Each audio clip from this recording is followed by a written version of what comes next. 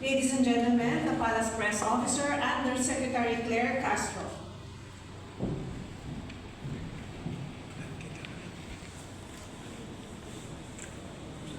Maayong udto, Cebu. Kapakanan ng taong bayan, prioridad ni Pangulong Ferdinand R. Marcos Jr. sa gitna na nagpapatuloy na kaguluhan sa gitnang silangan. Simula nang pumutok ang gulo sa Middle East noong February 28, agad na tinipon ng Pangulo ang kanyang gabinete at nagsagawa ng mga hakbang laban sa magiging epekto ng gulo sa ibayong dagat. Agad na nagpatupad si Pangulong Marcos Jr. ng iba't ibang hakbang tulad ng pagbibigay ng tulong pinansyal, mga subsidiya, pagbabawas ng ilang bayarin, at proteksyon para sa mga mamimili. Bilang paunang tulong sa pamahalaan, unang magbibigay ng cash relief at fuel subsidy ang sektor ng transportasyon.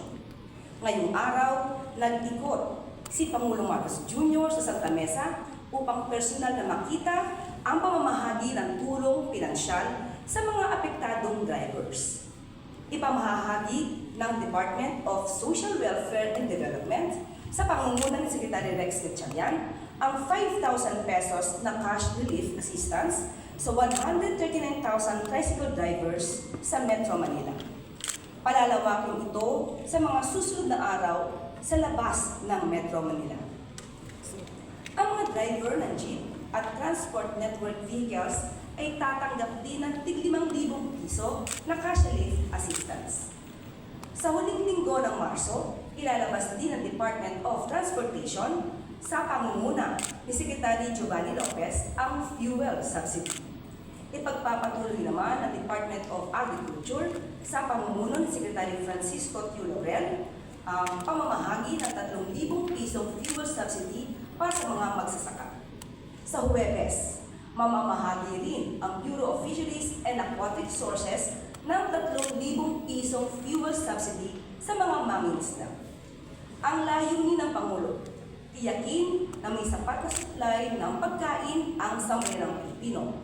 Batay sa estima, mahigit 26,000 na mga magsasaka at mangingisda ang makikinabang sa fuel subsidy.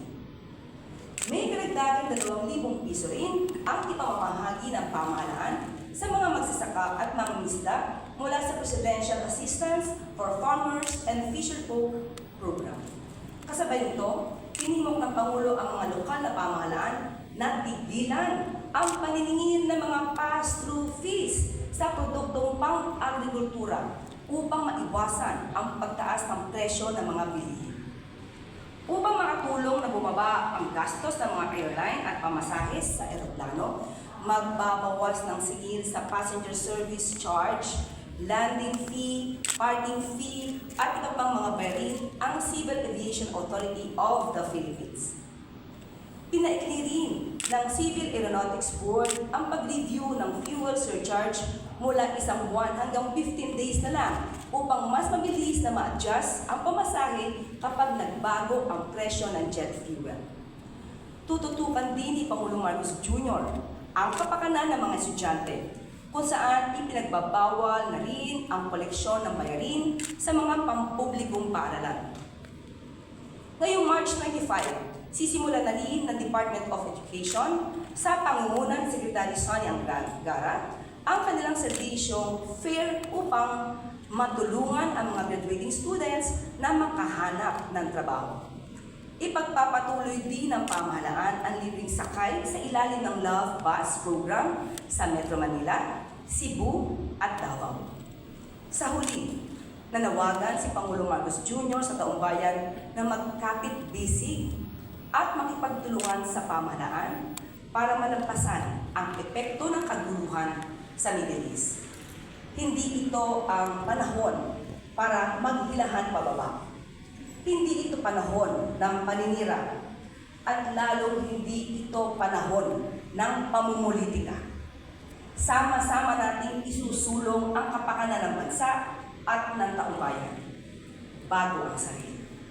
Mga kababayan, nitong nakaraang linggo, sinimulan na natin ang hakbang upang mabawasan ang impact ng pagtaas ng presyo ng langis bunga sa kaguluhan sa gitnang silangan. Upang masiguro na tuloy-tuloy ang operasyon ng sektor ng transportasyon, March 17, ipapamahagi ng DSWD ang 5,000 pesos na cash relief assistance sa 139,000 na tricycle drivers sa 17 LGU sa Metro Manila. Sa mga susunod na araw, ang mga jeepney at TNVS driver ay makakatanggap naman ng 5,000 pesos na cash relief assistance. At sa huling linggo ng Marso, ilalabas na ng DOTR ang fuel subsidy. Ipagpapatuloy ng DA, Department of Agriculture, ang pamimigay ng 3,000 pesos na fuel subsidy sa ating mga magsasaka. Mga kababayan, ngayon, higit kailanman, kailangan natin ang pagtutulungan ng bawat isa.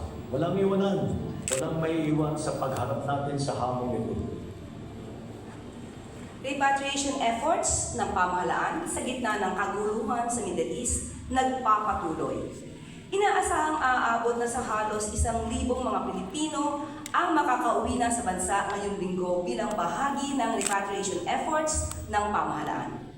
Pagsunod ito sa kautusan ni Pangulong Ferdinand R. Marcos Jr. sa Department of Migrant Workers na siguruhin ang kaligtasan ng lahat ng mga Pilipino na naiipit sa Middle East. Ayon sa pinakabagong tala, umabot na sa 769 na overseas Filipino workers at kanilang mga kaanak mula sa UAE, Israel, Qatar, Bahrain, Jordan at Lebanon ang nakauwi sa ilalim ng repatriation program ng pamahalaan. Inaasahan din na may karagdagang 120 OFWs at kanilang mga kaanak ang makakauwi sa Huwebes, kung kaya't maaaring umabot na sa 889 Filipinos ang makakauwi sa bansa. Nakatakda din ngayong linggo ang 2 pang charter repatriation flights mula sa UAE at Saudi Arabia. Binigyan diin ng DFW na dahil sa pagsasara ng ilang airspace, hinakailangan dumaan sa land crossings ang mga OFW sa Israel, Kuwait at Bahrain, papuntang Egypt or Saudi Arabia bago makasakay ng flight pauwi ng Pilipinas. Ang pagligas ng ating mga kababayan ay pinag-iisipan, pinaplano ng may talino at hindi haka-haka o hula-hula lamang. Sa UAE naman, posible pa rin ang pag-uwi sa pamamagitan ng eroplano. Ngunit, nakahanda na rin ang pamahalaan para sa mga alternatibong ruta kung sakaling magsasara ang kanilang airspace. Taliwas sa sinasabi ng mga kritikong walang kontribusyon o ambag sa mga hakbang ang gobyerno, nagtatrabaho po ang Pangulo. Patuloy na inuuna ng pamahalaan ang kapakanan ng ating mga kababayan na naiipit sa gulo sa gitnang silangan, hindi ang pansariling interes ng ilan. Magandang umaga po! Welcome sa Pilipinas! Sinutubo namin kayo dahil tira ng ating mahal na Pangulo na huwag iiwan ng mga Pilipino sa Middle East! Ang laman po ng flight na ito na OFWs, yung mga humingi ng tulong sa atin, mga nasa shelter po ng mga kababayan natin. Patuloy ang operations natin sa paggawin ng ating mga kababayan. Patuloy lang itong effort na ito on many fronts, on many ways in which we can bring people home. It's not just one particular way, but this is the biggest way, the chartering. May lang po. May lang po sabi ko, may lang po. 10 years na ako hindi nakawin ng Pilipinas eh. Kasi Bongbong Marcos, maraming salamat po. Nakawin po kami sa inyong handog na servisyo po. Salamat President Bongbong Marcos ang matulong mo sa akin. Hindi mo kami pinabayaan.